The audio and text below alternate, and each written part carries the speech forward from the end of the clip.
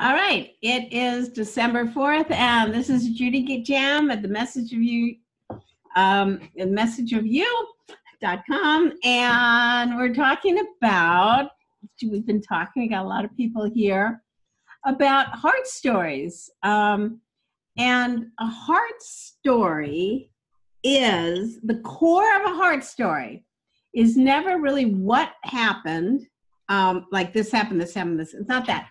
It's that one moment you want to find, that moment where everything changed, because it's always, transformation is always the bad news about yourself, that you realize you were a jerk, okay?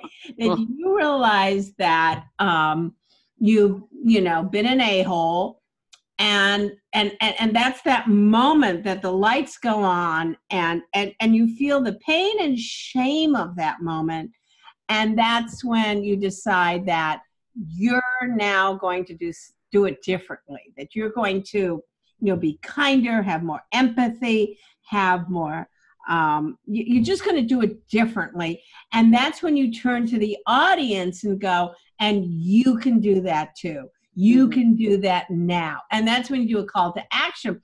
So the heart story is never really a long thing. It's really about finding that moment when you realized you were a jerk. Okay. And then, and then, how after that moment, it led you to success. And then you turn to the audience and you go, and that's why I'm here. Find someone to care about, or, make a difference in someone's life. I mean, that's where you give your message, whatever it's about. I was talking to Victoria Williamson, who's here today, about her mother's a Holocaust survivor. And it's that moment where she realizes maybe something in her, like in her mother's life, maybe, or right now. I was trying to talk to her about the anti-Semitism that's on the rise in Europe, and she wasn't aware of it. And so I think that even that moment could also be, oh my God, that's when I realized my mother's story has to be told so there isn't another Holocaust. And this is what we can do to prevent it. So the heart story is so exciting, because you take that moment when you realize that, and you turn to the audience, and now they have an open heart, and they're inspired to do something, right? They're really inspired to do something. And and that's when you give your final call to action to the audience to, make a difference. That's it. Make sense? Yeah. Awesome. Okay, great. So what I'd like to do today is, since this has been spontaneous, we kind of started with that. I think that when we divide up, maybe you guys want to talk to someone else about what is that moment in your life where you realized you were a jerk. I was talking to an accountant who I was helping him put together his speech. And accountants aren't, when we came to the hard stories, going, oh, I don't want to, talk to other accountants about something personal. But I said, well, let's just find something. And what we found was his moment of shame was when he realized his son, who he's been on his butt to, be better in school, and why aren't you doing your homework? And he was kind of really harsh on him. And they finally took him to a psychologist, and he had very severe OCD, or one of those, where attention deficit disorder. ADHD. Mm-hmm. Yeah. And he felt like, oh my God, I was trying to make him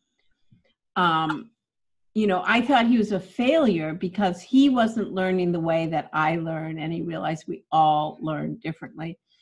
And so he put that in the speech, and all of a sudden, he got standing ovations. All of a sudden, people started coming afterwards going, oh my God, my kid has, attention deficit disorder as well. Oh my God, it's like so important for us to have empathy to the different ways that people learn and the people, the differences we have.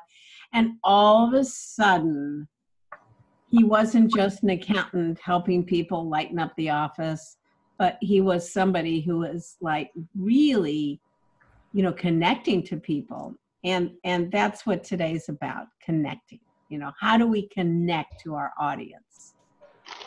And so I'd like to work on that as well today. I would like to work on, number one, what is that Eureka moment in your life when things changed? Like, what is it? And you shouldn't take a long time to tell you about it, anybody about it, okay? So I start thinking about that and what that is motivating you to change the audience, which is AKA change the world, right? Right? Change the world? Anyway, so that's what that's all about. So we're going to do that. And like, for instance, like I was showing earlier today, I was showing about Victoria, who had a story about her mother's Holocaust survivor. But look at the headlines. Look at the headlines in the paper. Anti-Semitism on the rise in friggin' Germany. Jewish business owners, students are targeted on, I had no idea. So, things like this can really motivate you to connect what connects your story or what you want to talk about to what's going on in the world. And then you've got a TED Talk. All right, so I have some people who emailed me homework, and I think we can all learn from this. Let's see who's here. We've got, hey, Jessica. Jessica's here. All right, Jessica. All right, first of all, Carla's here. Great. June, Mike Cateo. Awesome. Love Mike. And Mike's phone, I guess. Okay. Yeah, and there seems to be a lot of feedback maybe coming from Janice. I'm not sure. Janice is always a troublemaker. I'll mute her. Okay. All right, so I'm going to mute. I'll just, I'll mute people. Okay, and you can always unmute yourself when you want to, say something. So anyway, so I've got a little homework here. First of all, I want to, Carla, I'm going to unmute you, and I want to just share your homework. A second.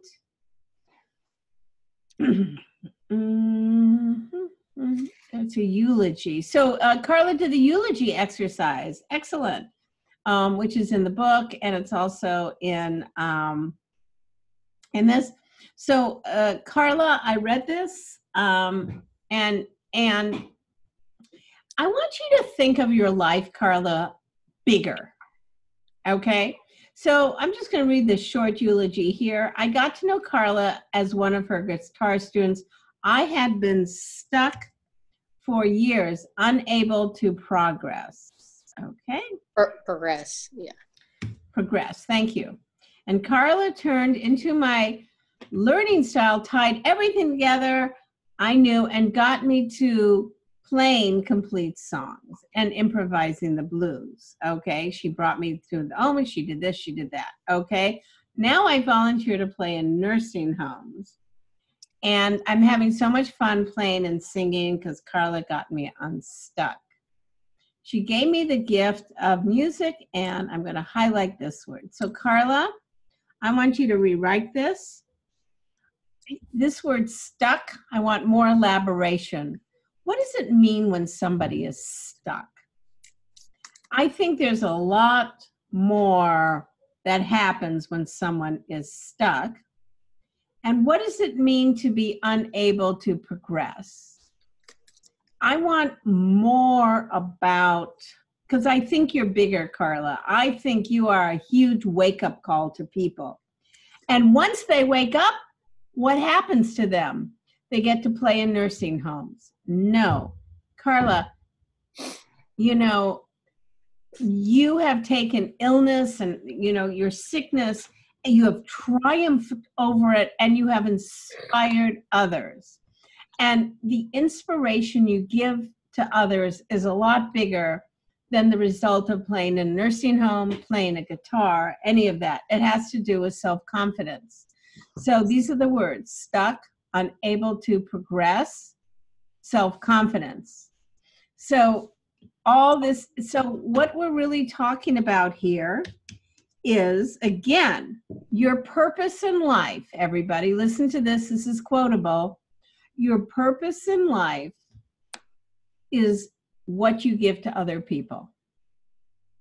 And you don't want to reduce it to, you want to make it bigger, okay?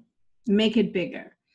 So this is, what is your mess to success that you give to others, okay? So it's not about the specifics of what they do, but it's about the courage that you give people, the courage to triumph, you know, the courage to maybe go, and so it's not, now I volunteer to play a nursing home. That could be rephrased. Now I'm passing your gift to others. You've turned me into a vehicle of inspiration.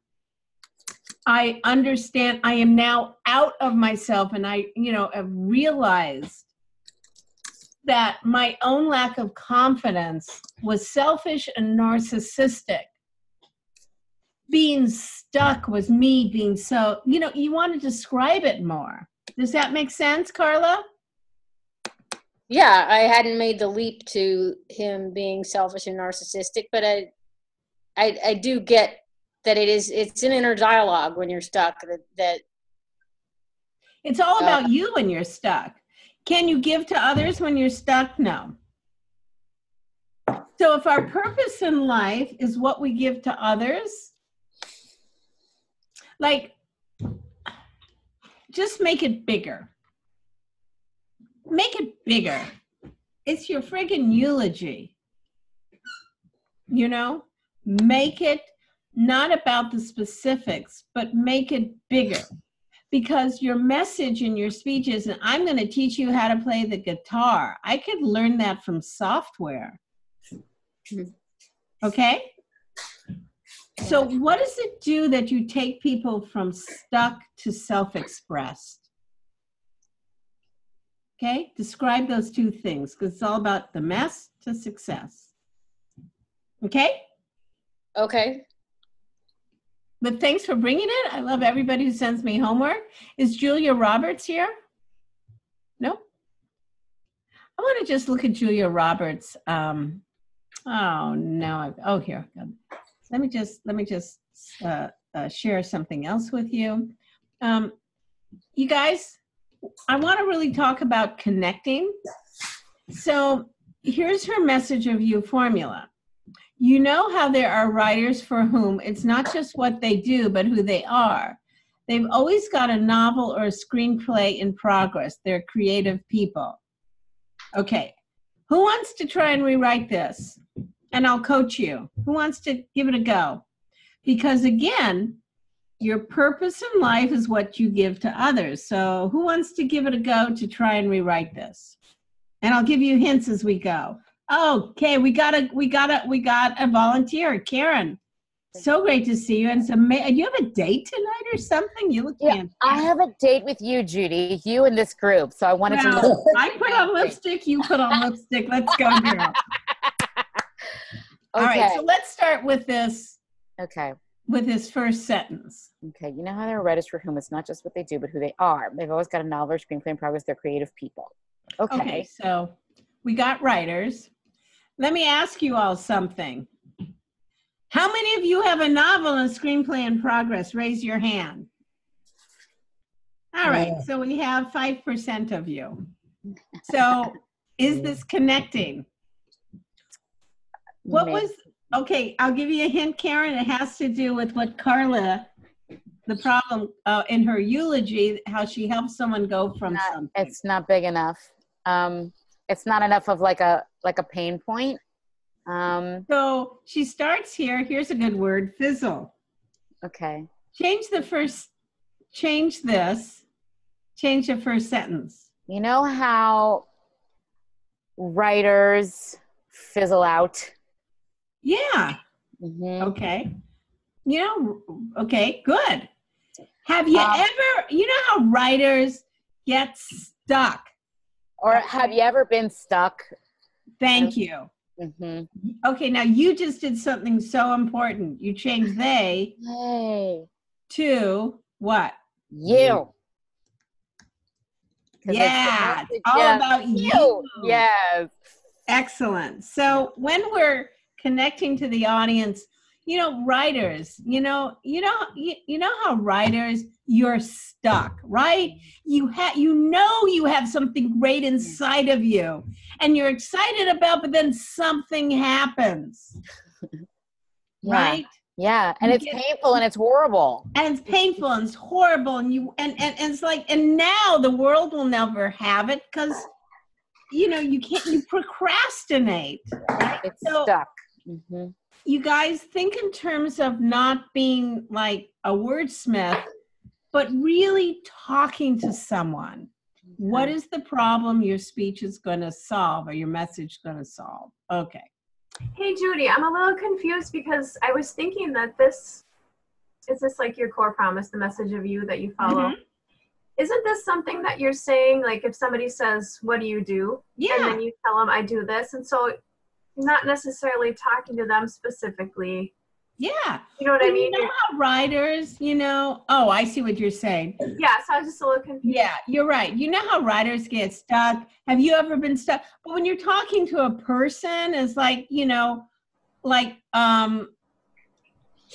that's a good point. That's a good point. Like in the speech you started with you. So, writers, they get stuck. You have I like to switch to you. Okay. Depending on who I'm talking about. Yeah. Or we get stuck, we got this. Yeah. Because then you include the person you're talking to in the group because, we everyone's creative. We all get stuck, however you can shift it. Yep. But here it's just, it's not what they do, but who they are doesn't mean something to me. All right. But Julia's not here. Let's move on to the people who are here. Okay.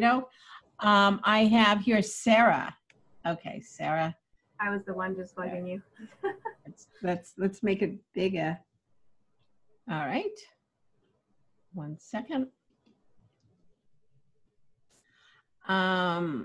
Okay. Okey-doke. All right. So, sixth version. I love you, Sarah. It's probably more like ninth, but this is like the sixth version I wrote. Yeah, well, that's what it's all about. Okay, so, all right. So, yeah, wow, you got it done. Why don't you read it to us, Sarah? Okay, and I'm like wanting to change it to we now. This is good.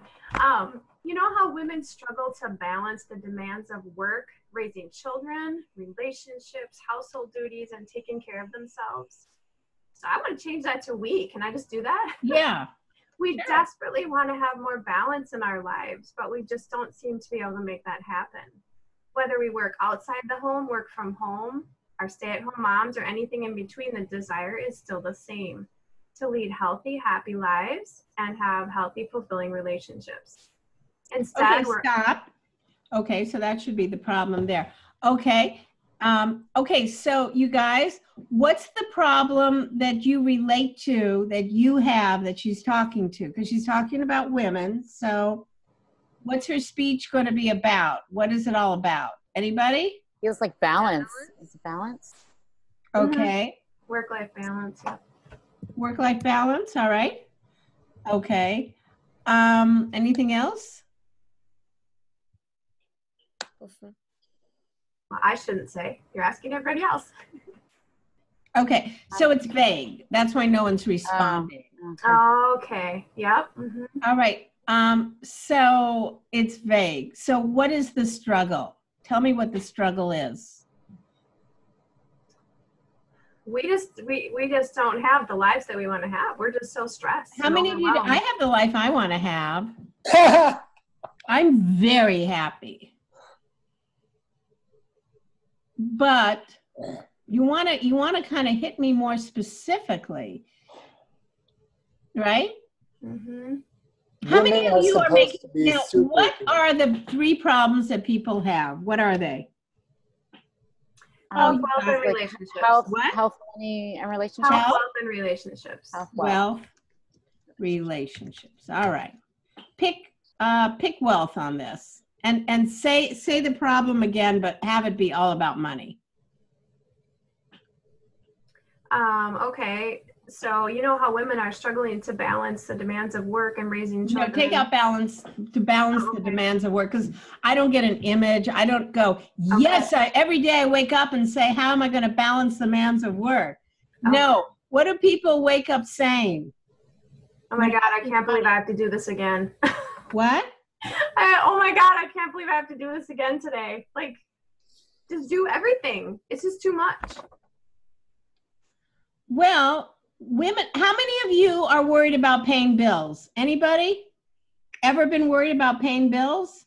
Well, I have in the past. Okay, so we want to get things for everybody. How many of you wake up and go, how am I going to, make enough money to go on vacation and pay the bills and at the same time give my husband and my kids attention and still have time for myself so I'm not so friggin' stressed? Okay, yes. Does anybody relate to that?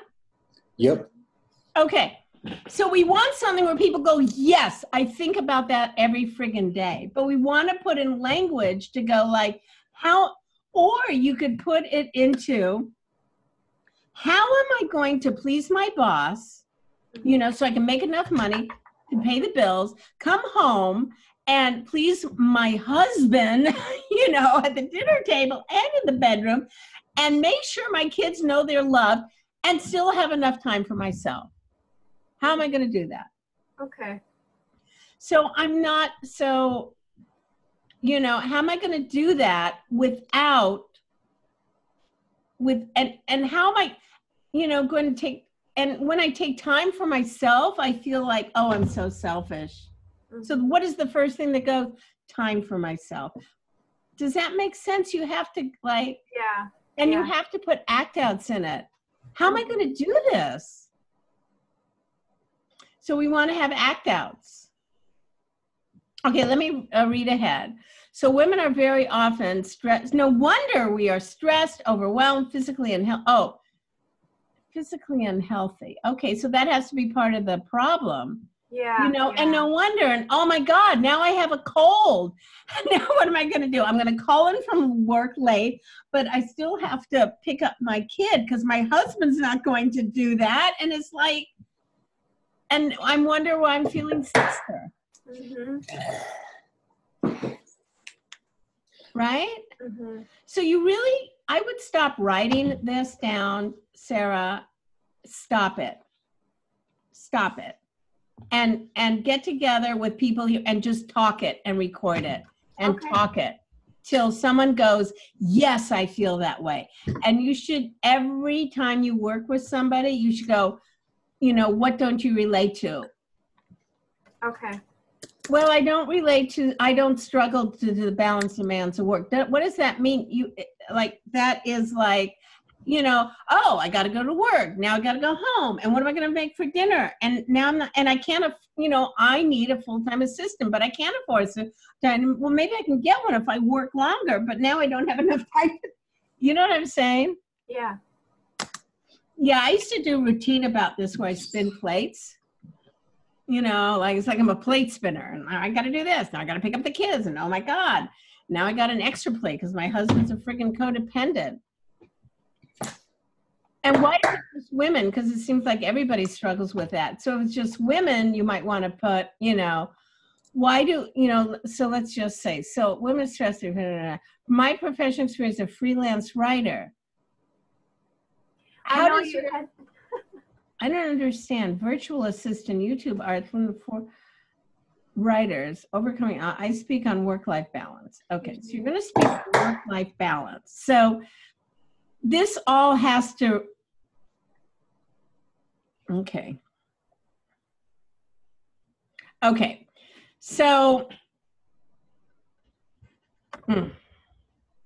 I know you had told me when we had talked before, I'm going to show women, I'm going to show people how to make money in their pajamas kind of thing. I just don't really know how to do that. The only thing I've done is it just kind of narrowed everything so much for me because I just done Content Runner and.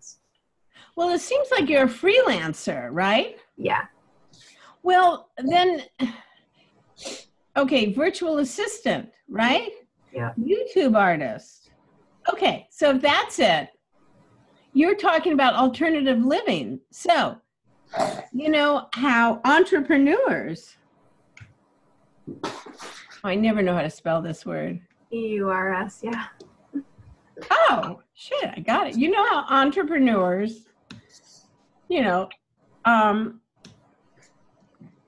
who are, have, and entrepreneurs who are raising a family struggle to make ends meet, right? Right. Okay, you describe it. I think you should go and talk to entrepreneurs. And there's so many meetings of entrepreneurs. Okay. And then this kind of speaking for entrepreneurs, you could do coaching for them. And since you are a writer, it has to relate back to the writing. Okay. And it can be, you have to figure out what you want to get out of all of this. Does that make sense, Sarah? Yeah.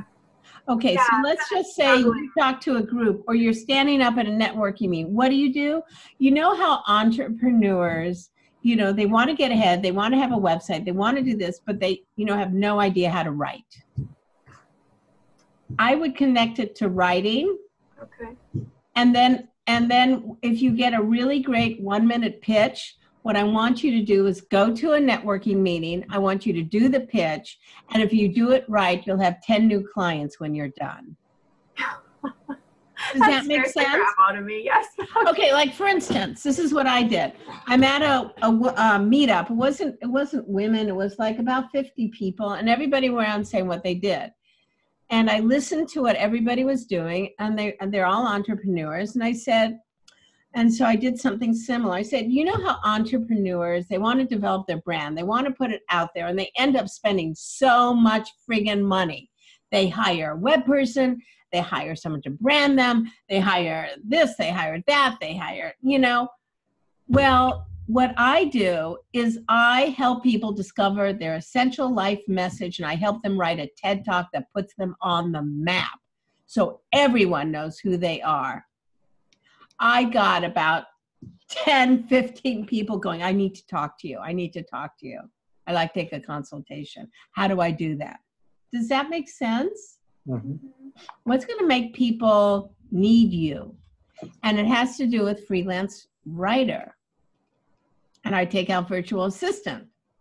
Unless you go, you know how entrepreneurs starting their business don't know how to make money while their business is starting.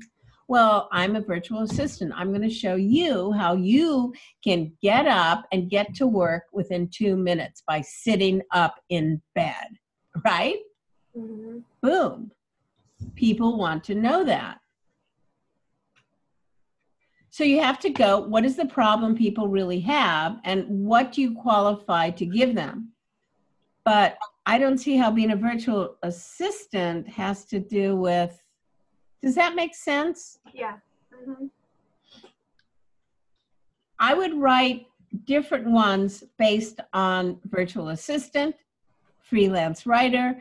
I would go to a meetup, and I would, because at a meetup, everybody, you know, at an entrepreneurial meetup or chamber of commerce, people pitch themselves. Try the pitch on everybody, and you're going to find when you do it successfully, you get people who want to hire you. Okay. Okay? Thank you. Any questions about that? Okay. All right. Okay. We have one more, Jessica. All right. If you change the week, okay, fulfillment. All right, Jessica. Hi, I'm so new. Sorry. I mean, I Are don't know you what I'm new? supposed to- No, I mean, I don't have a speech yet. I'm just like doing the very beginning. I'm just like on module 6. Fantastic. Okay. So I read over this, and let me just give you a little things, and we can all learn from looking over who is my audience and all of this. We always start right here with your credibility. Okay. So let me ask you something. You're a Reiki healer for 4 years full time. Reiki healer, where, what, a little more, where are you a Reiki healer? Self-employed healer. Healing people for what? Depression, anxiety, infertility. Okay, so try talking about yourself, you know, turning depression to something else, you know. Try, you know, again, mess to success. Stand-up comic, where have you worked? I mean, all the big clubs, I don't know, around the country. I headlined. Okay, so you go headlining stand-up comic, headlining stand-up comic, fantastic. I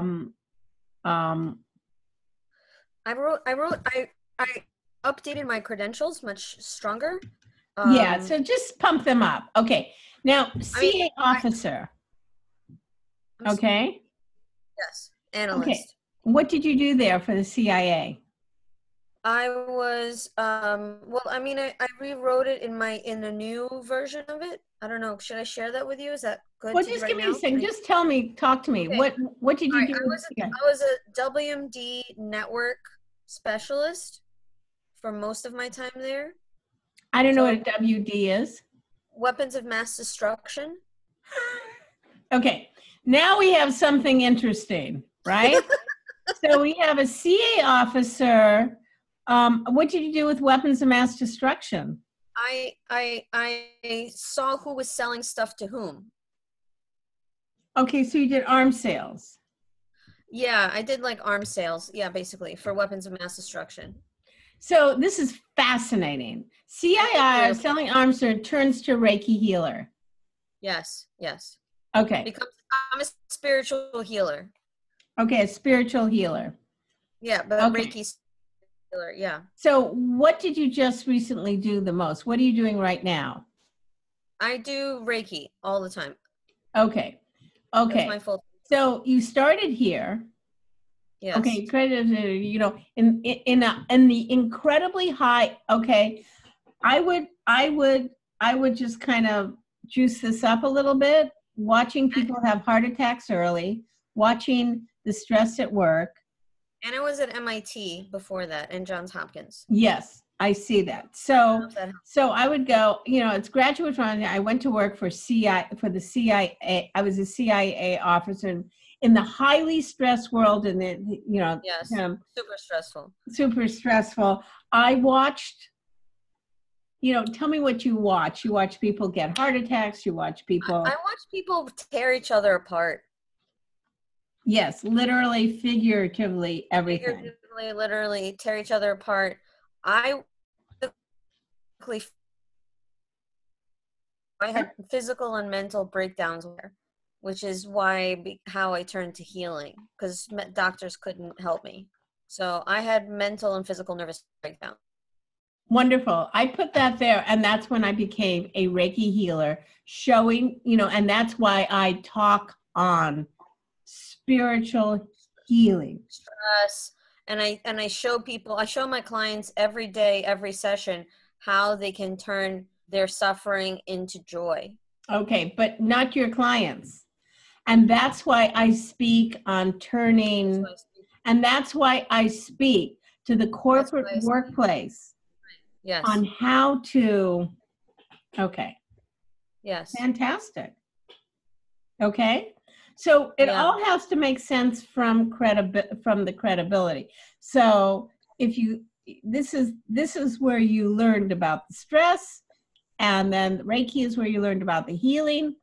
And so when you talk about the problem, this is all, who's my audience? This is the workplace, not women who doubt themselves. It's like, oh, let's have a meeting of women who doubt themselves. That's like friggin' everybody. So what we want to do is to go, what we want to say is, you know, who's my audience? How to transform suffering into joy. These are too cliche-ish. I want, you know, working at the CIA in, you know, working at the, you know, the CIA, I watched, tell me what you watched, what happened, and saw myself, right? Fall apart. Yeah, exactly. Completely Right, fall apart. completely fall apart. And we're dealing with weapons of mass destruction. We're having people who are depressed, agitated, dealing with highly sensitive information in a highly stressed job. And guess what, people? Every job now in corporate America has become a highly stressed job. And there's no way to do it effectively when you're stressed. You know. I love it. Okay. Got it. Okay, I'm going to post this video so all of you can get what I say on, you know, on YouTube when I post this, okay? So I have to say, Jessica, totally right track, but I would bring your healing, and you could have a different message of your statement for women, but I'd bring your healing to the workplace, and I would bring it to the CIA. Why don't you do one for the CIA? When? Or government. You know, the government, I have done so many government gigs. I've done the military. Oh my God. Yeah, you're right. Oh, the military would totally respect me. Well, you know, where do you live, Jessica? I live in New York City. All right. Well, look and see what's going on in New York City around there. You know, volunteer to talk at, or, you know, start looking around like there's Weed Army Camp near me. There's Port Hueneme Naval Base. There's the Air Force Commander's Base. I've done over 120 government gigs, okay? And I think that's where you belong. I think you should come back and bring your Reiki and start healing people in our government, because the government is really messed up right now. Okay, people are extraordinarily stressed, trying to do their job in a very dark place. And I think you need to be on a mission to help heal our government. Okay, that's your job, Jessica. Ay, Dios. It's going to get even worse when the Democrats come in and the conflict escalates and Mueller brings his thing up, and you know, and right now Trump is pounding the FBI and the CIA. I want you know the language they listen in, write it for the CIA, okay? What do you think? I mean, I think you're right, but I don't want to do it because I hate the government. But I agree with you. I don't. Well, why don't you change it if you hate it? I mean, your logic is sound, you know? I mean, this is my life. This is my story, for sure. This is like what's happened. But I don't think you're wrong. I just, the government is a stressful place. I'm scared to go back in there, you know? Well, let me tell you something. You know what the government is? Human beings trying to put food on the table. 100%. I've done gigs for the IRS. And you think, oh, I hate the IRS. I got to tell you, they're wonderful people.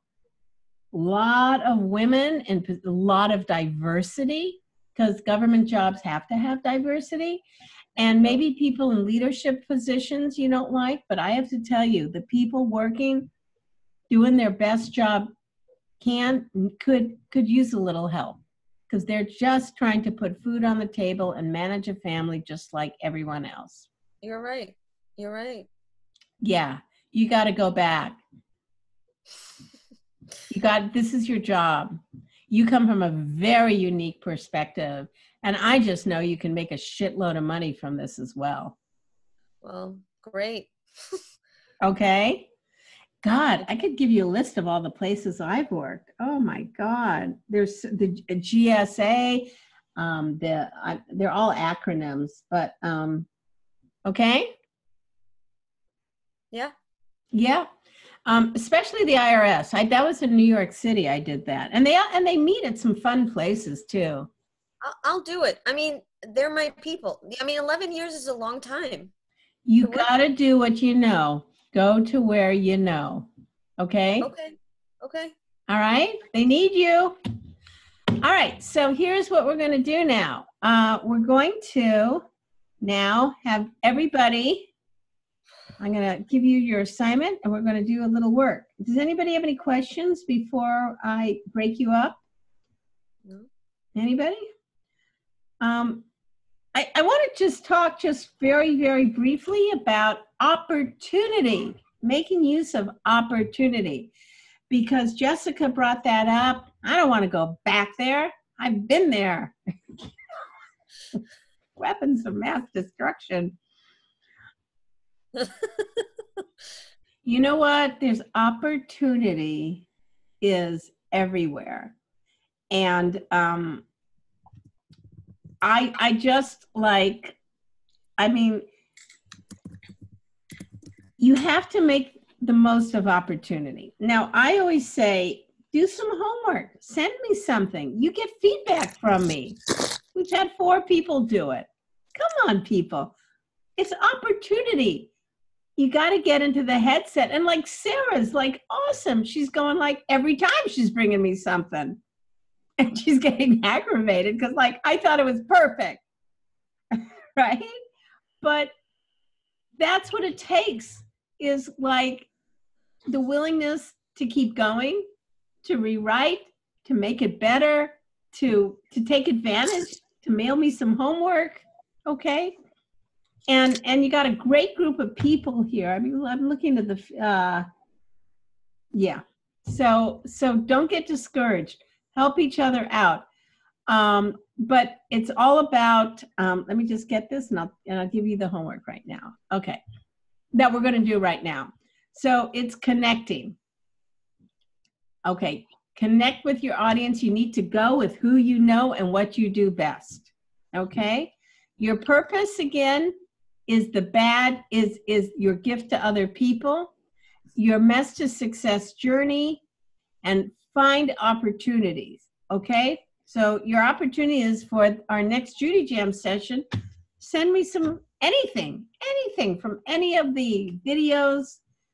So right now, what I want you to do is I want you to get together, and you can do 2 things. You can go, I went from mess to success, and that means put in what you did. I went from something to something, and I show others how they can. Okay? So I'd also like you to know I discovered that insert bad news about yourself. Right? And so why don't we just do this one? I discovered the bad news about myself, right? And that's why I want to tell others how they can. All right? So what is that moment when, you realized something about yourself and your life changed. So the things in caps right here, the things in caps are like, get specific. I discovered, you know, that I yelled at my son. He had ADD. I felt shamed. I felt bad. And that's why I'm committed to showing others. Okay. All right. So we're going to get together and we might go like 15 minutes longer today. So let's have 5 minutes each person. I'm going to break you guys into groups. You're going to get to know other people. And let's see. Okay. All right, here we go. Okay, breakout room 1. Okay, that looks good. Breakout room 2, Sarah, that's good. Breakout room 3, I'm fixing everybody up. June. You're a matchmaker. Matchmaker. Da, da, da. All right. Da, da, da, da. All right. One room has 3 people, but open all rooms. So I'll tell you when to switch. So you got 5 minutes. Everybody kind of join the room. Okay, and we'll go from there.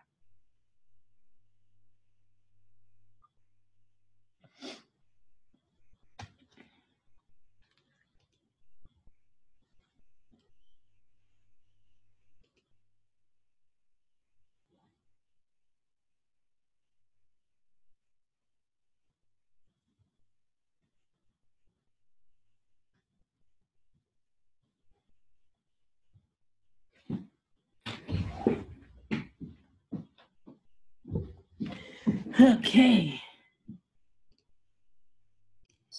Okay, everybody has been out in your breakout sessions, and glad to see you again. So I hope you found that it's really great to, you know, work with somebody else. So hard to do this alone. I can't do a thing myself.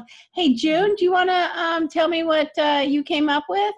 Because I saw that you. Jessica and I had a great conversation. Hard to hear you. Can anybody else hear her? Yeah, I can hear her. Yeah. I can hear her. Okay, go ahead. I think I might be a good coach. You think? Wait, I'm plugged. Except that what did you say? I said I think I might be a good coach, but I didn't follow directions, so maybe it's 50-50. Jessica and I had a great talk about why she needs to do what she's doing. And she has a gift and that she can offer the military peace of mind. So that was the basic gist of it. So we mostly talked about her, but military peace of mind. But that's a tall order. Yes. So what is the point in? Let me see if there's someone else who did this. What was that point where you is the bad news about yourself and you realized? Does anybody have something they want to share from this?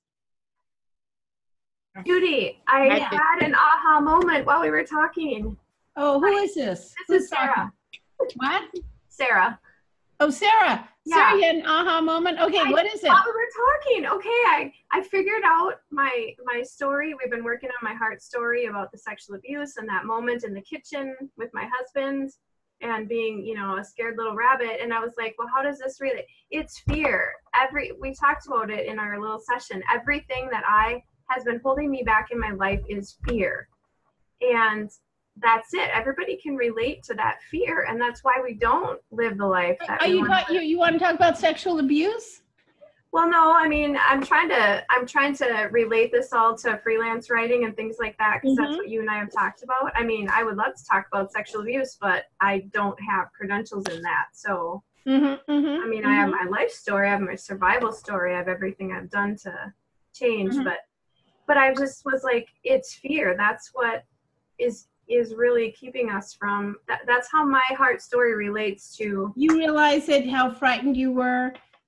It's always, again, let me just go back. Let me go back to this. I discovered that insert bad news about myself. What's the bad news about yourself? that I was living in complete fear of everything in my life, including my own husband. Okay. And that was holding me back from doing everything, even writing. It took me 2 years to write my first freelance article because I was so terrified. What were you scared of? That people weren't gonna like my writing. I wouldn't be able to rejection. do it. Yeah. Okay. That I realize that now when you say fear is so huge. There's fear of falling. There's fear of getting fat. There's so much fear. So the fear of rejection, what I realized at that moment was the fear of rejection was keeping me safe, stopping me from writing, stopping me from pointing out the truth. And so I what? What did you do? I started therapy and I worked on it and I But what's the success? I became a freelance writer. And when did you sell your first thing? In 2015. And now I make about $60 to $200 an hour now within about a year and a half. Okay, great. Now, here's what I think you should do. I think you should teach people how to rewrite their life story. Okay. You know what I mean? Something to do with writing as your methodology. That you are unstuck the creative flow and teach people how to make a living, first of all, from getting past their own writer's block. You'd have so much business if that's what you want. Okay. Now I'm going to cry because it's like, okay, that hits me. Yes. And then when you speak, you can talk about the sexual abuse that was keeping you locked. I'm reading a wonderful book called Hunger about a woman with 600 pounds. She was raped when she was 12. She kept it a secret. She had so much shame. And she wrote it out. And now she's had one of the best-selling books out. But it's a success story, not that she lost weight, which is interesting. It's a good book. You should read it. Hunger. Hunger. Okay. Yeah, because it's about a writer facing her fears and ended up with a success because she wrote. So I'd focus on your credibility as a freelance writer who's making a living. And that is rare. And that's your power. And the problem is everything's stopping that. It's kind of similar to what Julia Roberts, who's in the workshop, is also doing. Okay? Fantastic. Anybody else want to share a Eureka moment that they had tonight? Anybody? Yeah, I talked to Raj and he suggested that my audience should be schools. Talk to children about Holocaust because synagogues, Jewish people don't deny it. That's a new generation who are not aware of it. Raj, that is a wonderful suggestion. That is wonderful. Yes. And maybe, that is, because that needs to be heard, and that is great. What school are you going to call tomorrow? Mm-hmm. See, we get all these ideas, but you know what an idea is without action? It's nothing. Nothing. Yeah. So maybe university. Huh? You just got to look up universities. It's just like, okay, what action am I going to take? So I'm going to leave you guys. I'm going to leave this on. You can chat. You can get together. I'm just going to tell you that get an idea and take an action. Do something with it. Call someone. Write an email about something. Do something with your idea. Who are you going to talk to? Maybe you're going to go like, okay, this next week, I'm going to research and come up with 14 places I can speak, 14 places I can contact, and I'm going to make a list of them. I'm going to investigate them. I'm going to research them on the internet, and I'm going to get my pitch together, and I'm going to get a date. I'm going to go call them. And I think we can all learn a lesson from Sarah, who realize that it's fear stopping us all, the fear of rejection. So if I don't do anything, I'm not going to be rejected.